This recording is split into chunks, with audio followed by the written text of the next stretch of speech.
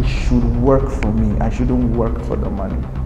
But then when it comes to spiritual finance, a lot of Christians are bankrupt in that area. They need to know to sense opportunity.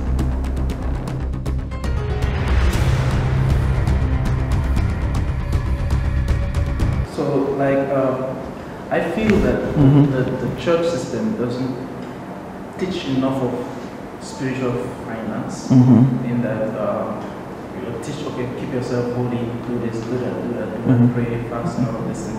But then when it comes to spiritual finance, a lot of Christians are bankrupt in that area, and then it becomes a problem. Once the money comes, it goes there because there's no spiritual understanding about finance and all of those things. So, can you give us advice as Christians? What are some financial principles we need to put in place? Understanding what are the things we need to know as Christians as it relates to the aspect of finance? Okay. Just like you said, Christians need to know more about money. They need to know about spiritual wealth, and they need to understand the principles of wealth. I like to use the word wealth because I think that has more longevity. Like it's over time. It's not just like riches that you have in a short time, and no, we're talking about preserving wealth and using your money in the right direction. Christians should understand that one way of getting money is releasing money. There's this mentality of save it all, have it all, but it has never worked spiritually. I don't know how it works for other people, but for me, I feel once you save money, you're only piling it up for one problem it will solve tomorrow. Because biblically, the troubles of tomorrow are already prepared for tomorrow. So don't worry, you walk into it. So once you look at money from a perspective of release the money, don't hoard the money. People think you can get rich by hoarding money. But many people that hoarded money left the money behind for total strangers too. So money is a tool. It's not a master, it's a servant. Once Christians can get to understand that this money of a thing, it should work for me. I shouldn't work for the money. Put the money out there. Don't. So you see, because once money becomes the master now, you start doing whatever it takes to get the money.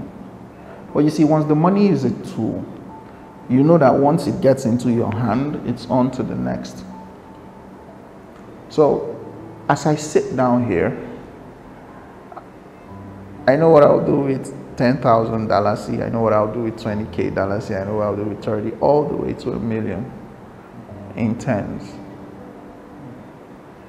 Why? Because I think the goal is how long can you preserve the money over a period of time without hoarding it. So you see, your parents, if you want to calculate how much my dad spent on me going to school, I don't think I've made that money yet. Yeah, you know, like on a table, like boom. It's a lot, you see, but it was a seed. It just kept on going out, you know. But today there's results. My dad, may he so rest in peace. He's not here right now, but I'm doing okay. And I have kids. So I think he did okay. Because for him to put me in a point where he is no more and I can still thrive, I think he did a good job. In fact, he did a wonderful job. And when it comes to my siblings, like everybody's somewhere. Yeah, like independent somewhere. That's what I mean. Like, hey, what's up with you? I'm doing good, and you're okay. Oh, so what's up? What's the UK like? Ah, nah, man, sheesh. This is that, you know. So, but you know, there was a platform. There was no amount of material gifts he would have bought for us that would have preserved. Those days, you know, all these water guns, bicycles, roller blades, and roller skates, and Nah, I can't, you know, those things don't matter now. So he actually invested in us. And you know, the best investment is human investment. Yeah, use your money to change lives. Use your money to set up things that bless people. It will always remain. That's why you can see a hospital has been existing for like 50 years. You know, but you will never see something as casual as one community, one-off project that will stay that long. You understand? But you see, projects that invest in people, projects that, because hospitals, there has to be people taking care of other people, and people get sick. So, you know, it's, you know, as you're paying people to get the job done, people are coming in, everybody, so it keeps rolling around because it's a human thing. It's like the business we're in is a human business. If you don't need a service, I'm useless to you. Why will you need an accountant when you know how to keep your money? So Christians have to understand that money is a tool, that's one. Secondly, Christians need to know, and that's why hearing a voice, they need to know to sense opportunity. And it's only God that can, you know, can position you in that area. You have to be able to understand how opportunities work. Look at this thing going on here. It's a good investment. I invest my money. Oh, you know what? I know people for a small scale as, you know what? I have $5,000. I could buy a carton of chicken in my house and I'll exhaust it maybe in a couple of days. Okay, so one of these 5,000 for the carton of chicken, why don't I just buy some small chicken? Since I like to see chickens in my house, you know, just buy maybe one male, one female, just drop them around. Maybe you won't spend 5K, maybe you spend like 1K on that, then you cut on the chicken carton and you wake up in like 2 months, 1 year, 3 years, and you know, eggs everywhere. And so, yeah, so use the money, you know, don't hold the money. You know, sometimes it hurts. Do you know that, like, it really hurts some people to leave money, like, and that's the problem. Once you hold money like that, money will run away. So I can't really say I know how to spend my money or I know how to use my money, but I just know that money is one thing that you don't have to be too stringent on. That's why the principle of giving is there. The more you give is the more you receive. So the levels of giving determines the levels of receiving. And you know, God doesn't pay you back. If you give God 1 naira, he won't give you back 1 naira. He'll give you probably like 1,000. So how many things have you done for God? How many things have you done for the next guy next to you? So use your money to impact people's lives. Use your money to try something new. And you know, God is a God that he will always give you a means to get money. Like I told you, seed money, bread money. He will give you seed money for planting. He will give you bread money for sustenance. But some people love money so much that they hoard the seed and the bread.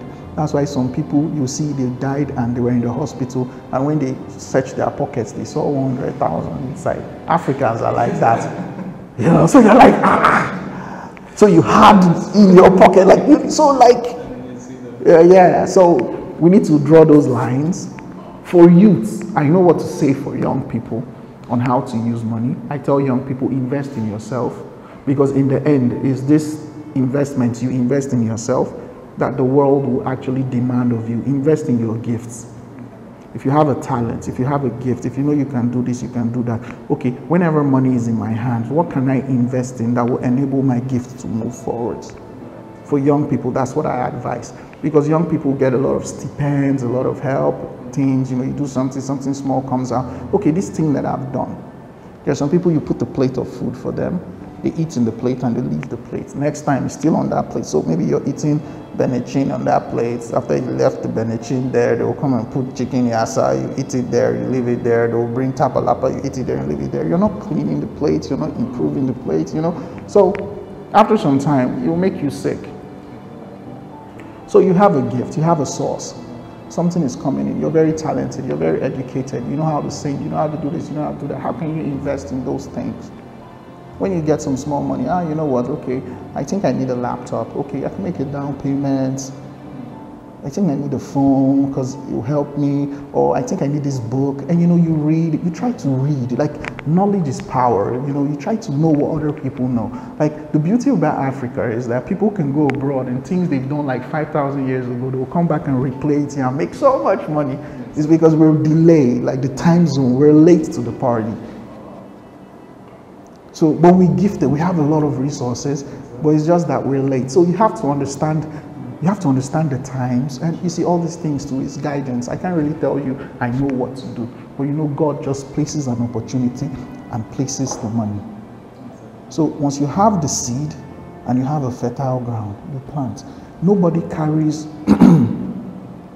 a seed and drops it on the road and expects it to grow. You look for, but the Spirit will lead you. There's some people that have made money off little things, Yeah, I would like to talk about that, but I think I'll talk about it on a different platform. So you can make money through various means.